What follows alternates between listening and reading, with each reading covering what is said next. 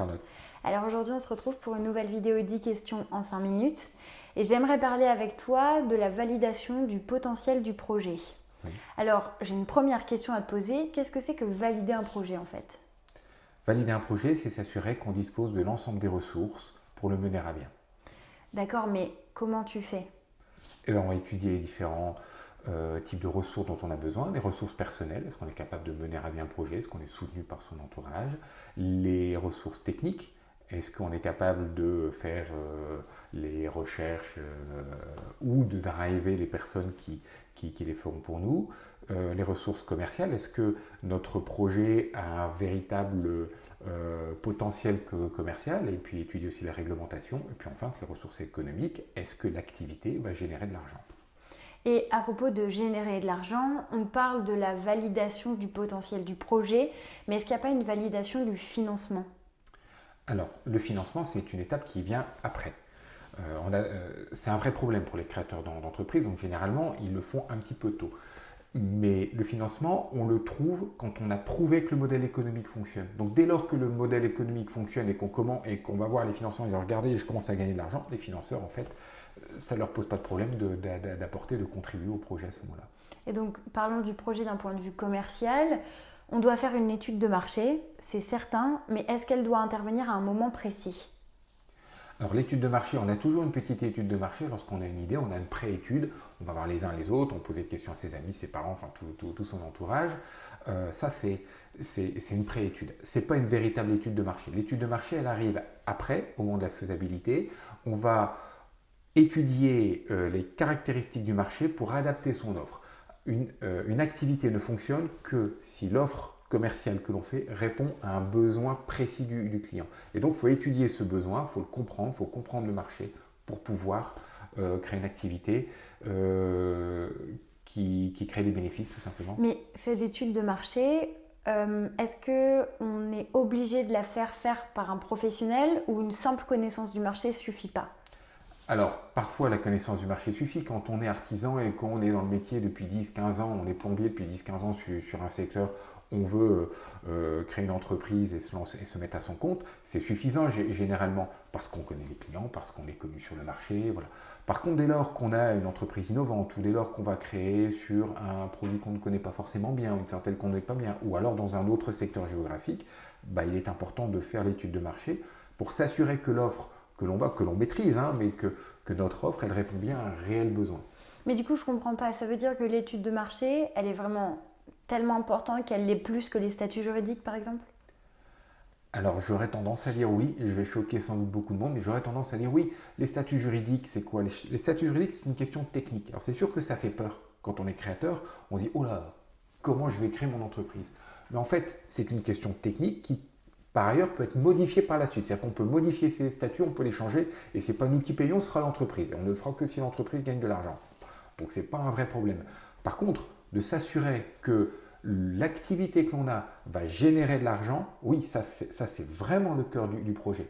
Et donc moi, le budget que j'avais, je l'ai mis plus sur mon étude de marché que sur le statut juridique, et j'ai changé d'ailleurs de statut juridique. Ça ne m'a pas posé de problème. Et du coup, Laurent, quand on fait une analyse fine et précise du projet commercial, c'est quoi les points clés selon toi qu'il ne faut surtout pas oublier? Alors, tout d'abord l'étude de la réglementation. Ensuite, bien évidemment, étudier les typologies et les habitudes de consommation des clients. D'ailleurs, il faut étudier leurs besoins et leurs attentes et la manière dont ils vont exprimer ces besoins et ces attentes, soit d'en tirer un avantage, soit de réduire une peine ou une douleur. L'attractivité de l'offre en fonction des fonctionnalités, de la concurrence, des services que l'on fait, la tarification et puis l'influence que peut subir le marché, c'est-à-dire les innovations, les concurrents, la réglementation. Et du coup, concernant l'élaboration de la proposition de valeur, ce que tu expliques sur le blog du dirigeant, la proposition de valeur qui est du coup, rappelons-le, une façon de définir l'offre et la promesse qui est faite au client pour qu'il puisse acheter le produit, quelles pourraient être les questions à se poser à cette étape précise? Que vendez-vous? À qui est-ce que vous le vendez? Les avantages que procure le service ou l'offre que vous proposez, et puis en quoi cette offre est unique et inimitable. Pour ça, c'est pour ça que je disais qu'il faut étudier le besoin et notamment la manière dont les clients expriment le besoin. Et donc, parlons maintenant d'un point de vue du plan économique. Donc, on va parler business model. Réaliser un business model, ça sert à quoi? Ça sert à identifier les éléments nécessaires à la réalisation de l'offre.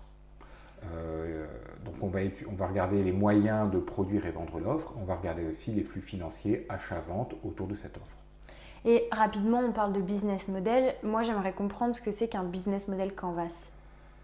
C'est un outil visuel, j'ai envie de dire pratique, facile, rapide, donc que j'aime beaucoup, qui permet d'aider à concevoir le modèle économique. Et du coup, cet outil, il est indispensable dans la création d'entreprise. Ah oui, pour moi, il est indispensable pour la création d'entreprise, mais aussi pour les entreprises existantes, parce que la digitalisation fait évoluer très vite les modèles économiques, et donc pour moi, c'est important de le faire au moins une fois par an. Mais sur quoi ça repose? Ça repose sur 5 points clés. D'une part, l'identification très précise de la proposition de valeur. Ensuite, identifier les éléments clés qui vont permettre de construire cette proposition de valeur, donc les partenaires clés, les ressources, les activités clés. Ensuite, tout ce qui va permettre de construire la démarche commerciale. Donc là, on va parler de la segmentation client, des relations clients, des canaux de distribution, et puis la structure de coûts et les sources de revenus. Et est-ce que c'est à ce moment-là qu'il faut faire un prévisionnel? Ah non, le prévisionnel vient après. Par contre, c'est vrai que ça peut être utile de faire une évaluation globale des dépenses et des ressources pour voir un petit peu comment le modèle économique se comporte. Et du coup, comme d'habitude, quels sont tes conseils pour cette fois-ci valider le potentiel du projet? Alors tu le sais, la faisabilité, c'est pour moi vraiment le cœur du projet, c'est l'élément essentiel. Donc j'en ai pas mal des conseils, on va essayer de se restreindre. Je pense d'abord qu'il faut vraiment étudier très précisément le besoin client et notamment la manière dont il exprime. C'est comme ça qu'on réussira à faire une proposition de valeur qui va répondre aux besoins fondamentaux des clients. Ensuite, c'est toujours associer le potentiel commercial du marché avec le business model. Ça c'est vraiment important. Ensuite, on parlait d'étudier l'équilibre financier en grande masse, ça c'est important aussi. Et puis, bien avoir conscience qu'on est au cœur de la création.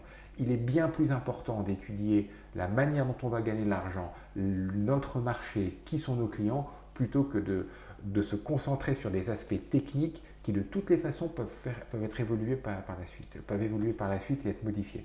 Donc voilà, c'est vraiment pour moi, s'il faut passer du temps, s'il faut mettre de l'énergie, des ressources, c'est sur l'étude de faisabilité. Merci beaucoup Laurent. De rien.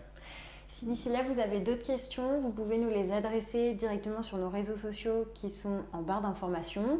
Vous pouvez aussi avoir des informations complémentaires directement sur le blog du dirigeant et même via l'article qui traite du sujet dont on a parlé aujourd'hui. Oui. On vous dit à la semaine prochaine pour une prochaine vidéo. Salut!